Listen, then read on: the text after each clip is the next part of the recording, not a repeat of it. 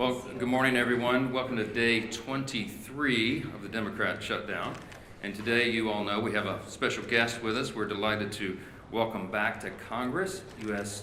Secretary of Transportation, Sean Duffy. I enjoyed serving with him during my first few years here, and we're grateful he's serving our country in this very important position right now in these very challenging times. He's a very busy guy, but he'll give us a few minutes to give you an update here in just a moment. You'll hear directly from him about the very real and consequential ways that Americans are suffering right now because of the shutdown. I just wanted to give you a brief update, and then I'll turn it over to the Secretary. But by way of review, the reason that my colleagues and I have come in here every morning now during this painful Schumer shutdown is because we have to share the facts, and we have to share the simple truth with the American people.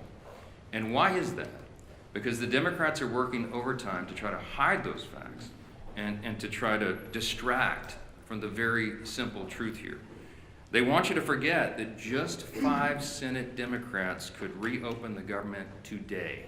All we need is 5 of them. They try to pretend that their counter-proposal deal doesn't reinstate free health care for illegal aliens, $200 billion of taxpayer funds. They try to pretend that their counter-proposal would not send billions of dollars in wasteful spending for social projects in foreign countries overseas. They don't want you to look at the facts. They don't want you to look at the paperwork that they themselves filed as the counter-proposal. And they refuse to admit that this entire shutdown is one big political game to satisfy the radical Marxist base of their party. But that is exactly what is going on. And I want to be absolutely clear about this. Democrats would not have shut the government down this time if their political careers did not depend on it. And that is not some Republican talking point. That is the objective truth. If it wasn't already abundantly clear, the number 2 Democrat in the House yesterday openly admitted to that fact. Katherine Clark is the House Democrat whip. She works right under Hakeem Jeffries as the number 1 Democrat, and she was in an interview, and she said to one of your colleagues sitting here on the front row, quote, "Of course there will be families that are going to suffer, but this is one of the few leverage times we have," unquote. It's shocking to hear them say that out loud. By her own admission, she knows that the American people are suffering. Democrats know that millions of federal workers are desperate for their paychecks. They know that thousands of flights have been delayed. They know that SNAP benefits and nutrition assistance for women, infants, and children are in jeopardy for millions of American families. And yet, they don't seem to care. But you know what? Take heart, America. Take heart. Because all your suffering is for a good cause. It's for the Democrats' political leverage. That's what the number 2 Democrat said here yesterday. It is utterly shameful. The obvious truth is that only a Democrat could get away with saying such abhorrent things without the media batting its eye. I guarantee you, if the tables were turned, if the Republicans were the ones holding the country hostage and openly admitting to it, it would be absolutely explosive. It would be wall-to-wall coverage, and everybody in this room knows that. Every single mainstream media outlet, every newspaper in America, every single day would have that on the top fold as the big headline. But of course, that's not what's happening right now. Coverage of all this has been sporadic and almost every time spun to try to somehow favor the Democrats who have put us in this mess. Democrats own this. They've said so themselves, and you just have to listen to their own words. Don't listen to us. Chuck Schumer himself said infamously, "Every day of the shutdown gets better for us," meaning the Democrats.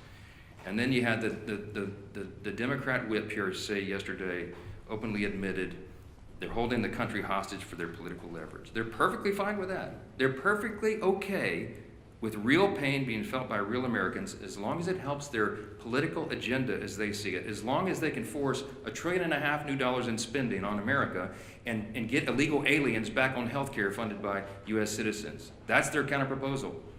And largely, so many in the media are turning a blind eye to that.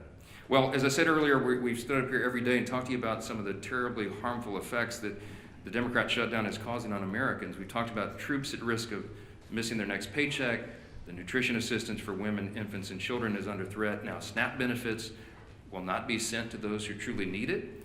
But there's another very important group of federal employees that we want to highlight today because they also aren't getting paid and the consequences are being felt around the country. Air traffic controllers, some people call the policemen of our skies, they have been showing up at work without pay. And news reports have suggested that these men and women are seeking outside employment just to keep their families afloat. Some of them are working these long shifts, and then they're hopping in a car and driving for Uber, or they're delivering for DoorDash all night. And you just have to think about what a heavy thing that is. These men and women have one of the most stressful jobs in America. They cannot be 99.5% accurate or 99.9% accurate. They have to be 100% accurate 24 hours a day, 7 days a week. And now they're being forced to work longer hours, take on multiple jobs, and maintain the same level of excellence, again, all while Democrats hold their paychecks hostage. This is what one air traffic controller said in their own words in an article, quote, "The financial anxiety doesn't just hurt morale, it directly affects safety. When someone responsible for thousands of lives a day is worrying about whether they can pay rent or feed their kids, focus suffers. Controllers were already underwater with pay and staffing before the shutdown, and now we're drowning," unquote. As a reminder, and this is pretty ominous, but you remember the article a few days ago where the Democrats were quoted saying they won't reopen the government unless, quote, "planes are falling out of the sky," unquote. We pray to God it doesn't come to that, obviously. But the longer the shutdown goes on, and as fewer air traffic controllers show up to work, the safety of the American people is thrown further into jeopardy. Now, I'm heartened that we have a leader like Secretary Duffy. He has an extraordinary team. We have extraordinary air traffic controllers in this country, and they are maintaining the safety against incredible odds. But right now, there are 13,000 air traffic controllers and more than 50,000 TSA officers who are showing up to work without pay. Our Secretary Duffy's doing a great job to triage this. But he noted that normally just 5% of flight delays are the result of staffing shortages. Right now, that number, at least 2 days ago, was 53%. According to online flight tracking databases, there were 19,000 delayed flights from Saturday to Monday, and an additional 1,600 canceled flights during that same period. That number is only going to increase as the Democrat shutdown continues, especially as air traffic controllers are set to miss another paycheck on October 28th. We are rounding into a holiday season, as we all know, and we're in the middle of the height of the football season. This is peak travel time for the U.S. Hundreds of thousands of Americans are going to travel to football games this weekend, for example. And if the current trajectory continues, many Americans could miss watching their favorite teams and reconnecting with friends and family. So football fans, hey, if you're stuck in the airport this weekend while your favorite team is about to kick off, you can blame the Democrats for that, all right? They own this shutdown and they own the consequences too. So now here to share this firsthand perspective of some of the ways the shutdown is stretching thin American air travel and all of our air infrastructure is our extraordinary Secretary, Sean Duffy. And then after he speaks, you will hear from the chairman of Transportation and Infrastructure, our committee here in the House, our good friend, Sam Graves. Mr. Secretary, thank you so much for your time. Thank you, Mr. Speaker. First off, I want to thank the Republican leadership team and Republicans in the House for your votes to keep the government open, keep the government funded. Usually this is a House problem. It's in the Senate right now. The Senate can't find the votes to keep the government open, and it's Democrat votes. And I thought you made a really good point, Mr. Speaker, that I do think in the Democrat senators' hearts, they want to vote to open the government up. They don't want to hurt the American people. But we've seen they have a radical base, a base that's out of control. And if they vote to open up the government, what's going to happen is they are going to be primaried. They are going to be attacked. Maybe their funding might dry up. And so this shutdown is not about the American people, not about the pain that America experiences because of the shutdown. This is because Democrats are concerned about their own hide, and they've sold the country to the most radical element of their country. And I think that's really shameful. It's too bad. I also want to thank the Congress, led by Sam Graves. Many of you have seen what's happened with our air traffic control system. It's old, it's antiquated, it's safe, but it has to be massively rebuilt. We need a new system, and I want to thank the House for leading that effort. We've asked for $31.5 billion. We got a down payment of $12.5 billion to begin that really important work. Before the shutdown, we have crafted our teams in a way that can keep that work moving forward. It doesn't stop during the shutdown because, again, 6 months from now, you all won't care that Democrats shut the government down. You'll want to know what the results are and the progress of building this new system. So that is still operational. But I do want to talk about air traffic controllers for a moment because I think this is incredibly important. They're angry. I've gone to a number of different towers over the course of the last week to 10 days. They're frustrated. They're frustrated that the Congress is focused, at least in the Senate, on paying for health care benefits for illegals as opposed to paying their paychecks for the great work that they provide to the American people. That makes them angry. You've seen, as the speaker mentioned, across the national airspace, we see there's certain centers or TRACONs or towers where we'll see a lower staffing. When we have lower staffing, what happens is you'll see delays or cancellations. But it's not one tower, it's not one TRACON, it's not one center, it's maybe one center one day, it's a TRACON another day, it's kind of moving throughout the national airspace. But it's causing disruptions. So a week ago, last Tuesday, air traffic controllers got 90% of their pay because that paycheck came from most of it for the work they did in September. So they got most of the money. Next Tuesday is the first paycheck that they will not receive for the work that they did in October. And to the speaker's point, we have air traffic controllers who work more than 5 days a week. They work 6 days a week to make sure they can cover air travel throughout the country. And so if you have a controller that's working 6 days a week, but has to think about how am I going to pay the mortgage, how am I going to make the car payment, how am I going to put food on my kid's table, they have to make choices. And the choices they're making is to take a second job. Well, I don't want my air traffic controllers to take a second job. I want them to do one job. I don't want them delivering for DoorDash. I don't want them driving Uber. I want them coming to their facilities and controlling the airspace. But they're having to make decisions about how they spend their time to make sure they put food on their table, feed their kids, and support their family members. I want to make one other point really clear. Some have asked about safety, or you maybe ask me if I'll let you give me some questions. Safety is paramount for us. And so if we don't have the staffing levels in a tower, TRACON, or center, you will see us delay traffic. You will see us cancel flights. Because I want you to get to where you're going. I want America to get to their destination and get there safely. And it's not moving as many flights as possible. It's moving as many flights as possible safely. That is our mission. That is our number one goal. And if we can't do that, you'll see the flights come down. You will see the delays and you'll see the cancellations. One other problem that I want to address that we're seeing now in the shutdown, you've seen that we don't have enough air traffic controllers. We're 2,000 or 3,000 air traffic controllers short.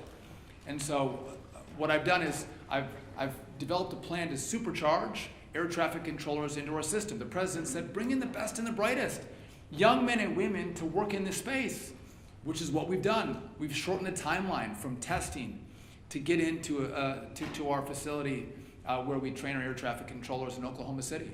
Shorten the timeline. Get the best and the brightest. The highest test scores come in first. And that's what we've done. It's going to be a multi-year process to make up the shortfall that we have in the system. But I'm getting word now from Oklahoma City where I have young air traffic controller students who are now telling me, what the hell am I doing? Why am I going to take this job? They're thinking about leaving the academy, smart young men and women, because they don't want to work for a system that won't pay them, that doesn't guarantee them a paycheck. And their paychecks are at risk. We pay those controllers as they go through the academy. We don't pay them a lot of money either. They rely on that. And when that money doesn't come, it creates not just disruptions for when Democrats in the Senate decide to forego the crazy left and actually fight for America. That's problems that ricochet in the months and the years to come. And I think it's important that we tell that story because if we don't, I think that you can give the Democrats a pass. We have to talk about the real consequences of what this shutdown does, talk about who we're fighting for, and why this matters. To, again, open up your government. Open it up. It's easy. And then sit down and negotiate. Have a conversation. But to allow the radical element in the Senate to hold America hostage, I think would be shameful. That's not how we operate. We don't negotiate when that is the structure set by Democrats. So I'm all in favor of making sure this funding comes. Let's open it up. Let's have a great conversation. Let's figure out where we go forward. And I think that would be the most common sense approach. But I'll just tell you this. I want to reiterate, we are all about safety. And we will make sure we work every day on that part of our job. But again, I can't guarantee you that your flight's going to be on time. I can't guarantee you that your flight's not going to be canceled. It's going to depend on our air traffic controllers coming in to work every single day. And again, my message to them is, one, thank you for coming and working. We appreciate that. Come to work, even if you don't get a paycheck. We need you to come to work. But if they do not, we'll know whose fault it is. And I just want to say, as I introduce Sam Graves, Sam has been a champion in the airspace. The industry loves him. No one has done more to drive this reform of how we build a brand new air traffic control system, thinking it through, driving it through the Congress, making the sales pitch than Sam Graves. And I couldn't be more grateful for his friendship and partnership. And so I think Sam is going to go right now. And I appreciate the leadership team here as well. Even guys from Minnesota are okay too. So thank you. Thanks, Mr. Secretary. As chairman of the Transportation Committee, I do want to point out what has already been pointed out, and that is our skies are safe. They are very safe for folks to travel and for folks to be able to get to where they need to go. And I do want to commend our air traffic controllers straight up, because, and this just goes to show you just how steadfast they are. They're showing up for work, they're doing the job, and they're making sure that that our skies stay safe. I've got a number of good friends who are air traffic controllers, and they have expressed extreme frustration because of this situation. They're worried about getting paid. They're worried about, as was pointed out, meeting that mortgage and being able to make the car payment or whatever the payment is that they have to do, or take care of their family. Something as simple as that. I do want to commend the Secretary and the President for filling all of the open seats at the Academy in Oklahoma City. They hit their quota of 2,000 new air traffic control students that are learning, and I want to commend them on increasing the pay for students going to the Academy. It's needed, and it's also needed to be able to attract the best and the brightest that are out there. As the Speaker pointed out, this is political gamesmanship on Senator Schumer's part, and it's unfortunate that he's weaponizing the air traffic controllers and he's weaponizing families as we go into the holiday season when it comes to those delays that will ultimately probably happen and the cancellations that are probably going to happen. And as the Secretary pointed out, we need to remember who it is that is causing this and why they are causing this. This is political games. All we need to do is pass the clean CR so we can move forward and then talk about these things that need to be talked about. So, thank you. Mr. Leader. Thank you, Sam. I appreciate the job that our chairman of the Transportation Committee is doing. Really appreciate the job that our Secretary of Transportation, Secretary Duffy, has been doing, and especially want to thank those air traffic controllers who are showing up to work. Work that even in normal times is an incredibly stressful job. You know, as you can imagine, at any airport in America, but especially the busy ones, you might have dozens of flights coming in and out every single hour. And their job is to manage those flights so that everybody on those planes lands or takes off safely and gets to their destination safely. That's their job, that's their priority, it's their passion. And yet, when you add to that, again, in normal times, an incredibly stressful job, when you add to that the uncertainty of whether or not they're even going to get paid, while they still have the obligations of paying their house note, their rent, their car note, putting food on the table, adding that extra level of stress to an already stressful job is really straining the system. And so as Secretary Duffy talked about, some have taken to get second jobs, jobs that take them away from their current job. It's led to flight delays. It's led to real hardships for American families. As we're approaching Easter, Thanksgiving in just a couple of weeks. Imagine you're planning your Thanksgiving vacation to go see your family somewhere else, maybe a kid returning from college to go see their family for the first time in a few months, and you don't know if the flight is going to be scheduled, if the flight's going to be on time, if you're going to be able to make it home. This is unnecessary, and people are starting more and more to ask the question, why is this going on? Why do Democrats continue to vote no? Not on a bill that solves all of our differences, a bill that just keeps the government running, puts the food on the table of those air traffic controllers while we negotiate our differences. That's all we're talking about, a clean CR, a bill that just lets us keep the government running while we still negotiate the big differences we have. And more over the last few weeks, you've heard Democrat senators say it out loud while they're casting no vote after no vote after no vote. Hundreds of times, by the way.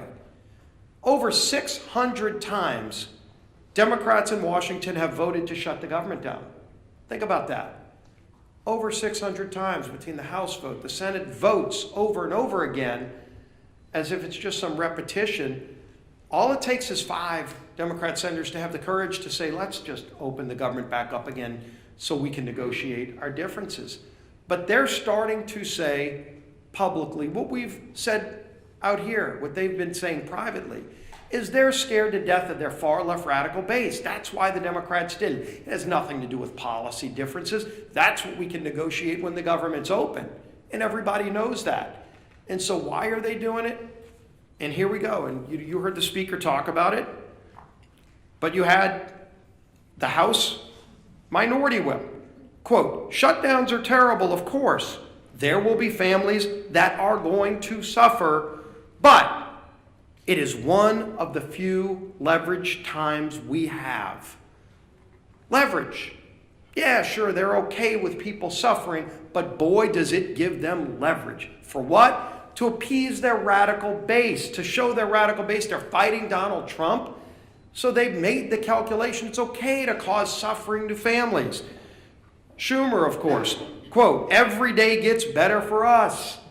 Who's us? It sure isn't the American people. It sure isn't those air traffic controllers who are working 6 highly stressful days managing safely our air traffic control system while then they leave that job to go drive for Uber or for DoorDash. That's not a better day for them, but boy, Chuck Schumer's happy. Bernie Sanders, quote, you reopen the government and we lose our leverage. That's what this whole shutdown is about, close quote. That's Bernie. Leverage. You hear it over and over again. The American people, especially federal workers, are considered by Democrats to be leveraged, to be pawns in their game. Senator Coons, quote, the point of this shutdown is not just suffering for suffering's sake, but to make a point. What point?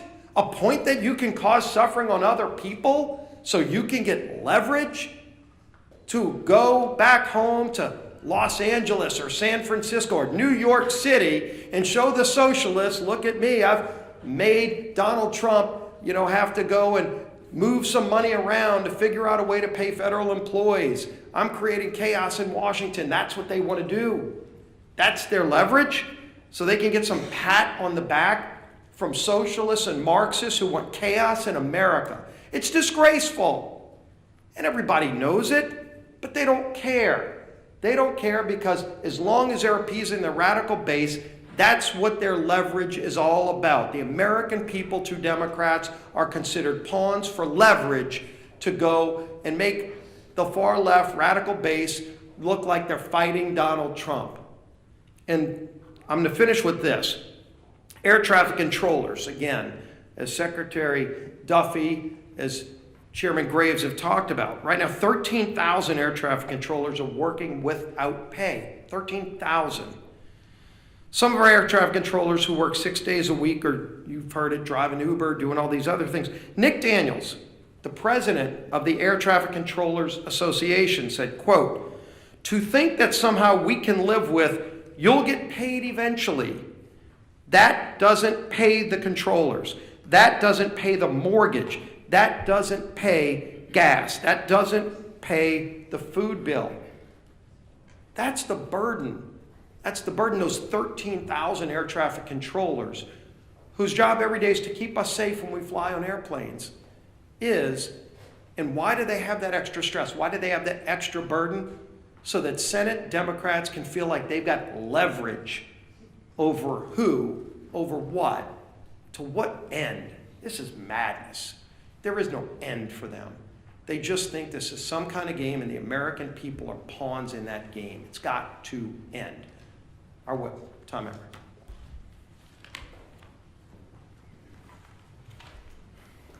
Shutdowns are terrible. Of course, there will be families that are going to suffer. We take that responsibility seriously. But it is one of the few leverage times we have. You've heard that 3 times now. A direct quote from the number 2 Democrat in the House, Catherine Clark. Meanwhile, in Massachusetts, which is Catherine Clark's home state, 45,000 federal workers are being forced to figure out how they're going to pay their bills next week. More than 1 million SNAP enrollees and 123,000 women, infant, and children who require nutritional assistance, they're going to be impacted, Catherine. Telehealth services and a home hospital program have been put on pause. Tens of thousands of travelers who come through Massachusetts airports are at risk of experiencing flight cancellations and delays, as you heard from the secretary this morning. Obviously, we can go on and on about the ways people in Whip Clark's home state and across the country are being forced to suffer because the Democrats refuse to reopen the government. But they don't care, because to them, suffering is leverage. To them, this is one big political game. It doesn't matter that millions of Americans are hurting because, as Chuck Schumer says, every day gets better for us. What a disgusting, despicable mentality to have. The truth of the matter is, Democrats could end their shutdown madness today if they would simply do their jobs. All they have to do is stop playing politics, pass our clean CR, and reopen the government for the people they were elected to serve. We're going to continue giving them opportunities to do the right and reasonable thing. The question is not whether they are able. The question is whether they are willing. I hope they come to their senses soon, but until then, we're going to hold them to account, and we expect everyone in this room to do the same. Lisa McClain. Thank you, and thank you, Sam, for being here today, and thanks, Secretary Duffy, for being here as well to talk about the reality of the air traffic controllers and the American people. The American people deserve the truth. Republicans are out there serving the American people, while Democrats are using suffering of the American people as leverage. And let me say that again, because I believe it is warranted. Republicans serve, Democrats use. And you don't have to take my word for it. I know you've heard it, but I need to say it again because I was on a news station this morning, and when they played Catherine Clark's comments, they're like, the question to me was, why are Republicans so upset about it? Like, that was the why are Republicans upset about it? Everybody should be upset about it. I mean, this is what she said. The second highest ranking Democrat in Congress. This is what she said yesterday. Congresswoman Clark admitted, and I quote, "Of course there will be families that are going to suffer, but it's one of the few leverage times we have." Let that sink in for one moment. They are admitting, she is admitting, yes, American families are going to suffer. But we got to use you as leverage. Let that sink in. Does that not outrage anybody? I'll tell you who it does outrage: the American families that are actually suffering. So let me share this with you. And what I need you to ask them is, what are they suffering for? So what are the Democrats using the American people's suffering for? What leverage are they using that for? Well, let me tell you. To push their $1.5 trillion in wasteful spending, to fund health care for illegals, the Democrats think it's right for the American people to suffer so that we can deliver Sesame Street to Iraq. Sesame Street in Iraq?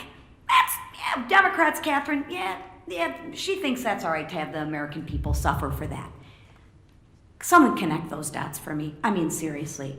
I hope to God you are asking her why. Because the questions that I get is, why do you think that's bad? Are you kidding me? I mean, we have lost our minds. They've lost their minds. It's disgusting and it's insulting, right? They want to bankroll LGBTQ propaganda in South America on the backs of Americans suffering. Again, let that one sink in. And you know what? That does make me angry. It does make me angry, and it should make all of you angry too. Democrats are squeezing working families just to bankroll their pet projects. Good job of leveraging suffering on the American family. Meanwhile, Republicans are doing what we always do. We're rolling up our sleeves and we're doing the work. Let me give you some examples. Congressman Zach Nunn met with rural health care providers and first responders, right? Remember, the Democrats are the ones that want to repeal that $50 billion for rural health care, right? They talk out of both sides of the mouth. So concerned about health care, but let's repeal the $50 billion back. Okay. Congressman Bilirakis met with troops working without pay and veterans struggling to access services. Dozens of Republicans are back home cleaning up parks, volunteering at food banks, and helping struggling families. The contrast couldn't be more clear. Democrats see suffering as leverage. Republicans see it as a call to serve. So here's my message to Democrats. Stop holding the American people hostage. Stop being okay with Americans' families suffering. Stop playing games. Open up the government. Get back to work, and get back to work to serving the people who actually elected you to do your job. Thank you. All right, a few questions? Manu, go ahead. You said yesterday you were still trying to get the details of this $230 million the president has asked for the Justice Department to pay for the legal bills. Now that you've had some time perhaps to get the details, are you okay with taxpayers potentially being on the hook for that kind of money? I'm not trying to dodge the question. I haven't had time to get the details, okay? That's still on my list, things to do list. Yesterday was almost literally a 21-hour workday. Yes, sir, back row. There's legislation in the Senate to pay air traffic controllers during the shutdown. If that does pass in the Senate, would you bring the House back to vote on that? And then, absent congressional action, would you work with the White House to find a way to pay air traffic controllers during the shutdown? And where would you pull that money from? Well, let me answer the questions in reverse order. We did work with the White House to get air traffic controllers paid. It's called the Clean CR. We passed it in the House September 19th. By my count, it's 33 days ago. It's been Sean Duffy just said that air traffic controllers are going to miss a paycheck. Yes. They're trying to find, the White House has bent over backwards to mitigate the harms to the American people. We got WIC funded by bootstrapping a 1930s era statute regarding tariff revenue. He found unobligated funds in the R&D accounts at DOD to get the troops paid in the middle of October. But we're running out of resources. They're running out of creative ideas, and there is not an existing pot of money that could cover the air traffic controllers' salaries right now. And so that is why we have to get the government reopened. Again, every Republican has voted repeatedly to do that very thing, to pay everyone and make all this madness stop. And the Democrats have now voted 13 times to keep the government closed. With regard to your first question, there will be a measure on the Senate floor today that Leader Thune and the Republicans are desperately trying to make sure that all these people are covered. They want all essential workers and all these categories to actually get their paycheck. even if the Democrats keep the government shut down. We are told that the Democrats have vowed to vote no on that measure. So they will not vote today. That's what we understand to be the case. They will vote against restoring paychecks to troops, Border Patrol agents, air traffic controllers, TSA agents, and all the rest. And it's unconscionable to us, but again, it's another step in their political game as they're using all of these people, hardworking Americans and their families, as leverage for their political purposes to cover their own tails with the radical left. Chad? If it's so important to pay the air traffic controllers, you said you want to see what happens. Why wouldn't you commit right now and say, we're going to have the House back in session, we're going to vote? Because you know as well as I do, sometimes when one body moves something, you get tempted to the other body. Well, no, I don't know that. We just demonstrated it's not true, Chad. We passed the CR to get everybody paid. If I brought everybody back right now and we voted on a measure to do this, to pay essential workers, it would be spiked in the Senate. They're going to show you this afternoon that they would spike that bill. So it would be a waste of our time, and it would take the pressure off Chuck Schumer to get his job done and open the government again. This is what's so infuriating to us. Yes, sir. You said yesterday that this needs to be assessed on a day-by-day basis. Now we're on day 23. Has the needle moved at all during the last 24 hours, and what's it look like the next week or so? Well, look, we do assess it day by day, hour by hour, because if you remember, the original CR was going to extend and allow 7 additional weeks for us to finish the appropriations process to November 21. Well, now they've eaten up, the month of October, and we're getting closer and closer to that deadline, and so it is something that we take into account. It's a day-by-day evaluation. I will tell you that appropriators are working right now, even though we're not on the House floor, and they're preparing the next batch of bills, and there's discussions going on at the leadership level and among appropriators across chambers and across the aisle, because they're serious people that understand we have to do serious work, and so we continue to evaluate it. But our plea today is to the Democrats: please, 5 centrists in the Senate, do the right thing. You know what the right thing is. Play the tape. You can find a floor speech or media interview with every single Democrat in the Senate. Every single one of them have given impassioned speeches. We could come up here in lieu of a press conference and show you their own words, where they say that this should never happen, that it would be harmful to the country and harmful to people, and now they're saying they don't care. They know better. They know in their hearts this is wrong, and we're asking them to stop it. Back row. Last question. Speaker Johnson, Louisiana and a lot of other states have warned SNAP recipients that won't get benefits next month. Reportedly, Senate Republicans are considering a bill standalone on that. If they did pass it, would you be open to doing so here? If the Senate passes the bill, then the House will address that. I've talked to my Governor Jeff Landry in Louisiana, who greatly laments. We have lots of SNAP recipients in our state, as we do in many others. And you're talking about, I think it's 42 or 43 million Americans rely upon that vital service. And it's unconscionable that they would be held at bay and held as leverage on this. That's the pain that Chad Perkham asked Whip Clark yesterday, the pain that American families would suffer. And she said, yeah, it's regrettable, but hey, this is our time of leverage. We just let their own words speak for themselves. We're not for that. The Democrats are. I'll leave you with this thought. Republicans have now voted 13 times to open your government. The Democrats have voted 13 times to close it.